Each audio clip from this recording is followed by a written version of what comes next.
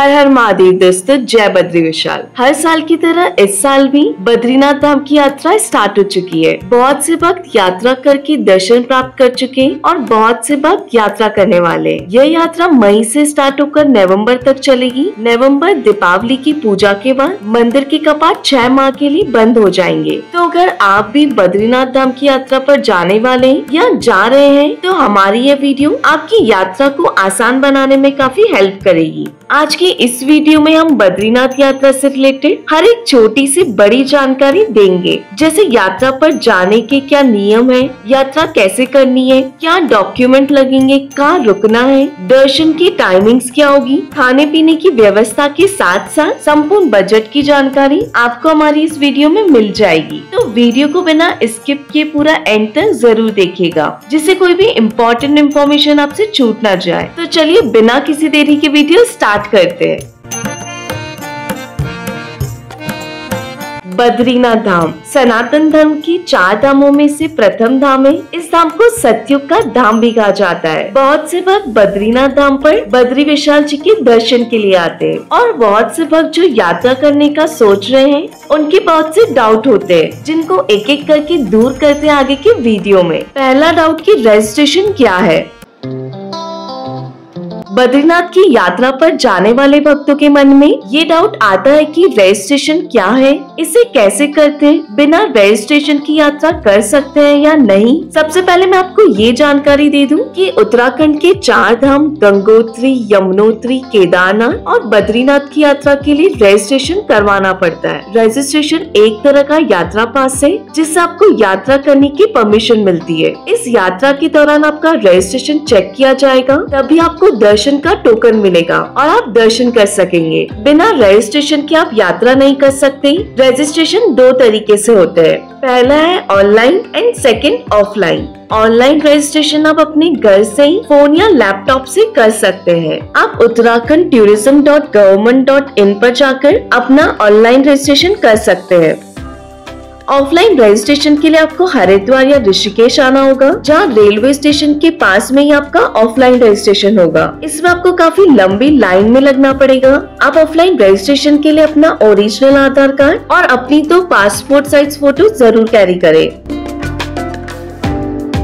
दूसरा है कि यात्रा कैसे करें। अब वीडियो में हम आपको बताएंगे कि आप बद्रीनाथ की यात्रा कैसे करें। यहाँ से मैं आपको हर एक बजट की भी जानकारी देती जाऊंगी। मैं ये यात्रा दिल्ली टू बद्रीनाथ तक की कर रही हूँ। सबसे पहले दिल्ली से ट्रेन से हरिद्वार या ऋषिकेश तक आना होगा। न्यू दिल्ली से हरिद्वार के लिए Dehradun Shatabdi express train number 12017 सुबह 6:45 पर चलती है, जो सेम डे सुबह 11:35 पर हरिद्वार पहुँचा देती है। इसके अलावा देहरादून जन शताब्दी 12055 शाम 3:20 PM पर चलती है, जो 7:40 तक आपको हरिद्वार पहुंचा देगी। दिल्ली से रात 10:25 पर मसूरी एक्सप्रेस 14041 चलती है, जो सुबह 6 बजे तक आपको हरिद्वार पहुंचा देगी। इनके अलावा भी बहुत सी ट्रेन हरिद्वार तक चलती है, तो आप अपनी सुविधा के अकॉर्डिंग ट्रेन से हरिद्वार तक आ सकते हैं। जो भी भक्त दिल्ली के अलावा अदर स्टेट की सिटी में रहते हैं, वो वहाँ से ट्रेन से हरिद्वार या ऋषिकेश तक आ जाइए।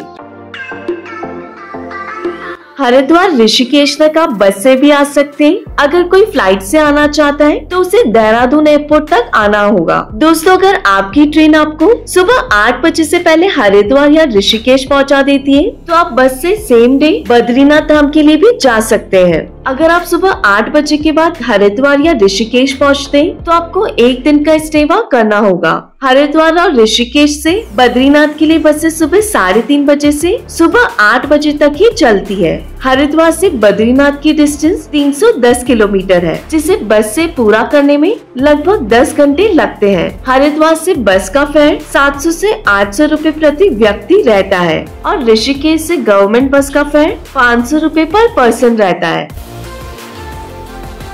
बस के अलावा आप प्राइवेट टैक्सी या शेयरिंग टैक्सी से भी बद्रीनाथ तक जा सकते हैं। शेयरिंग टैक्सी का चार्ज 1200 रुपए पर पर्सन और प्राइवेट टैक्सी का चार्ज 12,000 से 14,000 रुपए रहता है। सुबह हरिद्वार से बस से 10 घंटे का सफर पूरा करके आप पहुंच जाएंगे बद्रीनाथ धाम। थर्ड पॉइंट है बद्रीनाथ में रुकने और खाने पीने की व्यवस्था और दर्शन का प्रोसेस। बद्रीनाथ धाम पहुंचने के बाद सबसे बड़ा सवाल है कि वहाँ स्टे कहाँ करें या स्टे का प्राइस क्या रहेगा। बद्रीनाथ में आपको स्टे के लिए बहुत से होटल्स, रूम्स और धर्मशाला देखने को मिल जाएगी। मंदिर के पास से लेकर मंदिर से 1 किलोमीटर डिस्टेंस तक आपको रूम्स मिल जाएंगे। मंदिर के पास रूम महंगे मिलते हैं और मंदिर से 500 या 600 मीटर की डिस्टेंस पर रूम्स थोड़े सस्ते और अच्छे मिल जाते हैं। मई जून मंथ में आपको वहाँ 1000 से 3000 रुपए तक रूम मिल जाएगा। सितंबर अक्टूबर में 1000 से 2000 तक अच्छा रूम मिल जाता है। दोस्तों अगर आप प्री बुक करना चाहते हैं तो आप GMVN यात्रा धाम मेक माई ट्रिप की ऑफिशियल वेबसाइट से अपना रूम बुक कर सकते हैं। चलिए दोस्तों, अब मैं आपको बद्रीनाथ में स्टे के लिए कुछ ऑप्शंस बताती हूँ। सबसे पहले बेरीवाला अतिथि भवन। दोस्तों इस धर्मशाला में मैं खुद रुकी थी और ये बद्रीनाथ जी के मंदिर से सिर्फ 700 मीटर की डिस्टेंस पर है। यहाँ पर मुझे डबल बेडरूम 1400 रुपए में मिल गया था। यहाँ पर आपको 3 बेड, 4 बेड, 6 बेड सभी तरह के रूम भी मिल जाएंगे। अगर आप यहाँ के 3 बेडरूम में रुकते हैं तो उसका चार्ज 1700 रुपए है और यहाँ के 4 बेडरूम का चार्ज 2100 रुपए तक रहता है। इस धर्मशाला में रूम की बुकिंग आप यात्रा धाम की वेबसाइट से भी करवा सकते हैं। सेकेंड स्टे ऑप्शन है स्मृति भवन होम स्टे। यह बद्रीनाथ टेम्पल से 350 मीटर की डिस्टेंस पर है। यहाँ पर आपको 3 बेडरूम 1800 रुपए में मिल जाएगा और वहीं यहाँ का 4 बेडरूम का प्राइस 3000 रुपए तक रहता है। थर्ड स्टे ऑप्शन है श्री कृष्णा प्रणामी मंगल भवन। ये बद्रीनाथ मंदिर से 1 किलोमीटर की डिस्टेंस पर है और यहाँ पर आपको 3 bed non AC room 3200 rupees में और 4 बेडरूम 4200 रुपए में मिल जाएगा। तो दोस्तों ये थे बद्रीनाथ के कुछ स्टे ऑप्शंस। आप चाहे तो यहाँ भी रुक सकते हैं। बद्रीनाथ में आपको बहुत ही सात्विक थाली 150 से 250 रुपए तक मिल जाएगी। बद्रीनाथ दर्शन का प्रोसेस। रूम में अपना सामान रखकर आप बद्रीनाथ मंदिर के पास बने टोकन काउंटर पर आ जाइए, जहां अपना रजिस्ट्रेशन दिखाकर आप दर्शन का टोकन प्राप्त कर सकते हैं, जिसमें आपके दर्शन की टाइमिंग दी गई होगी। बद्रीनाथ धाम में दर्शन से पहले धाम के पास बने तप्त कुंड में स्नान जरूर करें। यह चमत्कारी कुंड है। कुंड में हमेशा गर्म जल ही आता है। इस कुंड में स्नान करने से स्किन प्रॉब्लम भी दूर हो जाती है। कुंड में स्नान करने के बाद दर्शन लाइन में लगकर आप बद्री विशाल जी के दर्शन के लिए जा सकते हैं। अब हम बात करते हैं बद्रीनाथ धाम के अलावा दर्शन स्थल। बद्रीनाथ धाम में दर्शन के बाद नेक्स्ट डे आप बद्रीनाथ से 3 किलोमीटर दूर माना गांव भी जा सकते हैं। माना गांव जाने के लिए आपको शेयरिंग टैक्सी मिल जाएगी, जो आपको 50 रुपए में माना गांव पहुंचा देगी। माना गांव भारत का प्रथम गांव है। इसे भारत का आखिरी गांव भी कहते हैं। इसके बाद चाइना बॉर्डर भी स्टार्ट हो जाता है। माना गांव में आप व्यास गुफा और गणेश गुफा के दर्शन करने जरूर जाइए। पौराणिक कथा के अनुसार व्यास गुफा में महर्षि वेदव्यास जी ने महाभारत की रचना की थी और गणेश गुफा में भगवान गणेश जी ने वेदों की रचना में वेदव्यास जी की मदद की थी।